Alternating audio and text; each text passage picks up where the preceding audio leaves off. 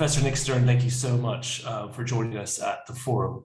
You recently returned from a couple weeks of hard work at COP. Can you just give us your impressions now that the dust has settled a little bit? Where do you think the world ended up at the end of that 2 weeks? I think it's very important to distinguish between the agreement that comes out at the end and all the activities that take place. And now that second part of the story is of significance. It was at Glasgow where the private sector came in big numbers and made commitments and just had detailed discussions about what could be done and what they could do. It's a place where countries can work out with the international institutions, with potential investors, what they might be able to do, and they can also set out their plans.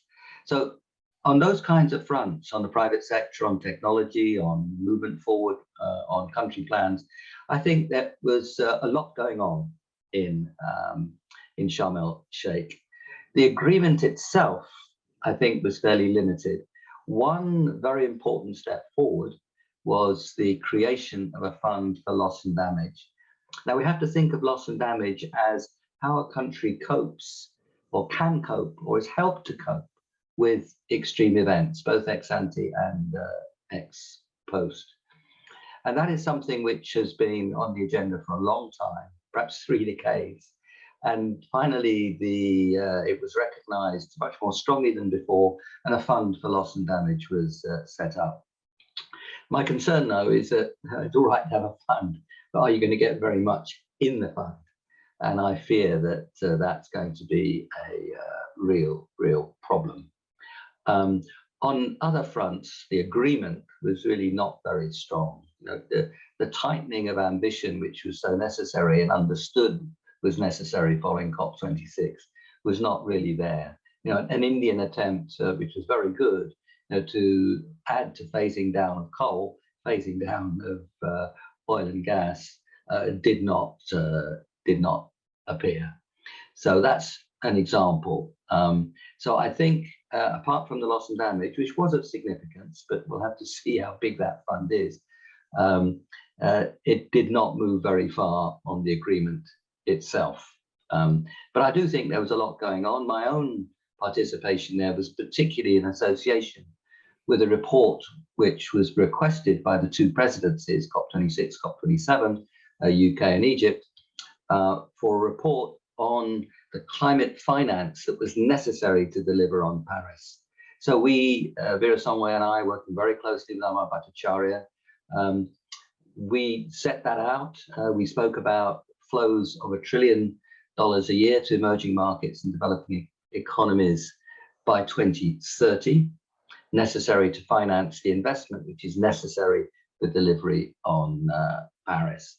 And we showed how that could be generated, the majority from the private sector, but with a big role for the multilateral development banks, and argued that that should be, their flows from the MDBs should be multiplied by a factor of 3 within 5 years for this overall set of flows, including, of course, private sector, to be realized. So that's an example. A lot of discussion around finance, a lot of discussion around private sector. India set out a very good long-term strategy that was announced there. I participated in that session. At Bali, the G20, which more or less simultaneous, China and the United States announced that they would resume official discussions around climate, which had been suspended following Nancy Pelosi's visit to Taiwan earlier in the year. So they came back together.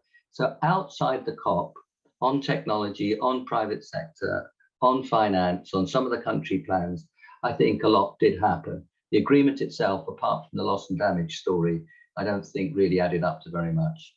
Yeah, I mean, there's so much in there that's going to be relevant for the people in the audience today who are representing people on the front lines of climate solutions in one of the most climate vulnerable places on Earth. So I want to come back to a few of those things and what people should take away from what your feedback on COP and put into their own work. But I want to also just quickly, if you can, look backwards and explain your long connection to this region. It's a place that you know well, where you have very active relationships. but can you tell us about your sort of early connection to South Asia, how that got started, and how you think things have changed in this sort of climate debate over the years? Thank you, Jason. I've been, I have to struggle to keep this short, but I've been coming to India and working in India and living in India for periods since 1974. So, 48 going on 49 years now. I've worked in different ways. I worked in a village in UP, in Moradabad district, a village called Palanpur, and we've published 3 books on that village. And we have data going back to the 1950s, and we've been collecting data ourselves ever since 1974 and watching how that village and trying to understand how that village changes. I worked very closely on tax issues, indeed very early on in the 1980s on value-added tax, which, you know, with some lag did appear in India after a long period of time. Over the last nearly 20 years, I've been particularly involved in the whole climate story, working very closely in different ways with Ranjit Bhattakur and Bitu Sagal, but also with the Indian government. And what we've seen in that period is for a long time, India on the public stage saying quite understandably that the rich countries were particularly culpable in emitting greenhouse gases over a very long period of time, that they got rich through dirty growth and climate damaging growth, and that India had contributed very little, so that India would find its own way and the rich countries had to take the lead. So there's a bit of pushback, but I think that has been changing over the last few years, and Prime Minister Modi's landmark speech at COP26 in Glasgow a year ago now set out a new approach to growth for India. That's been building over time. India has recognized, of course, how vulnerable India is to climate change. India recognizes what is obvious, that it is a big country that's getting bigger in terms of the economy and therefore its footprint. But India has also is also recognizing and demonstrating how valuable the alternatives are, that the clean is cheaper than the dirty across a great front, and that India is at the heart of the world's ecology, and that there's so much that India can do on that front as well. And of course, that climate and biodiversity are not really separate subjects. There's no competition, one and the other. That natural capital is absolutely key part of action on climate change, adaptation and resilience, and of course, avoiding emissions and capturing greenhouse gases from the atmosphere. So that those recognitions in the recent period of the new model of growth, the alternatives to growth, that the clean is better than the dirty, and of the centrality of biodiversity along with and interwoven with climate change. All that has moved in the last few years, and India is now becoming a leader on the world stage on these issues. And it's tremendous that India's G20 presidency is coming now, because India can really take that leadership one stage forward. Yeah, that G20 presidency is something that a lot of people are going to be talking about here at the forum over the next couple of days.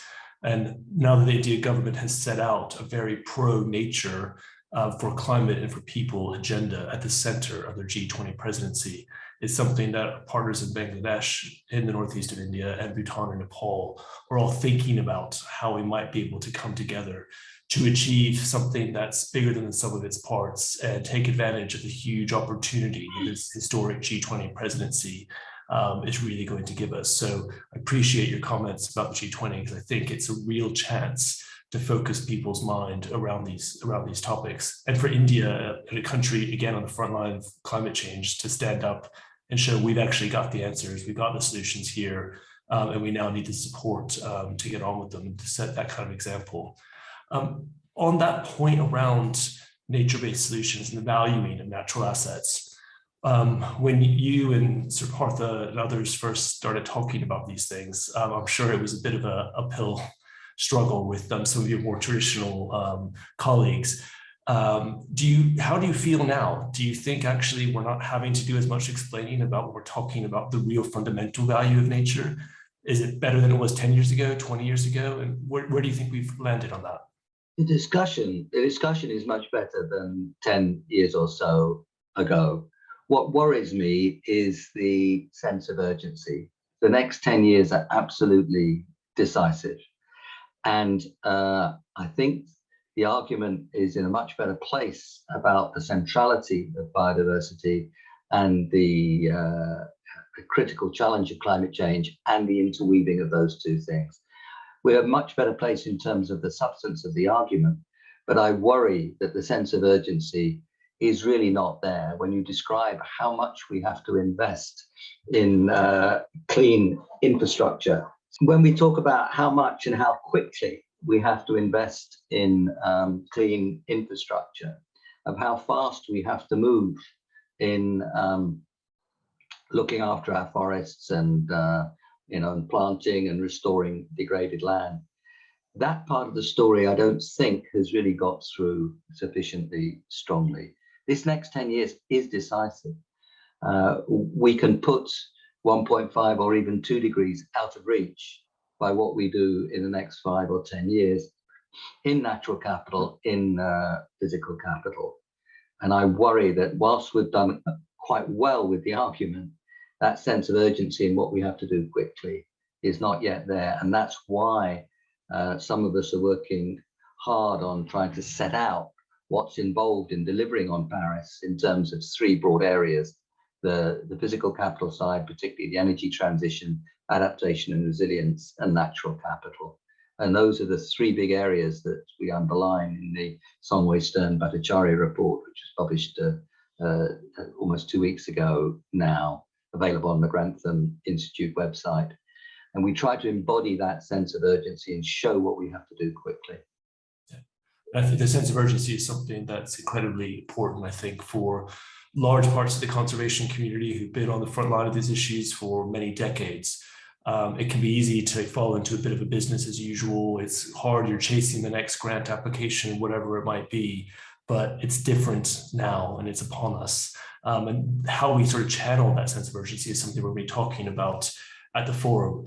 But crucial to that, and facing these challenges dead on, is not becoming too pessimistic and despondent, because as you say, we know what we need to do, we have the plan.